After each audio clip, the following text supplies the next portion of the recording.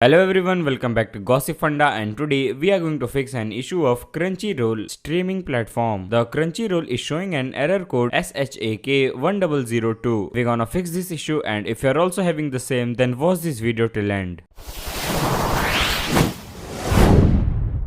So there is no official information regarding the error Shak-1002, but this is basically a internet connectivity issue, and in order to fix it, first of all check your internet connection and check for the updates. You can also try to log out and log in, but this barely works. Now clear cache of Crunchyroll application or the browser you are using. Also, if you are using a browser version, then simply turn off the ad blocker, and for that open settings, go to privacy and security, go to site settings, click on additional content settings, go to ads and simply block the ads, and also follow the official Twitter page of Crunchyroll to get latest information regarding servers. If you are still facing this issue, then simply contact customer support. So these were some ways to fix your issue. I hope this video helps. Make sure to like, share and subscribe.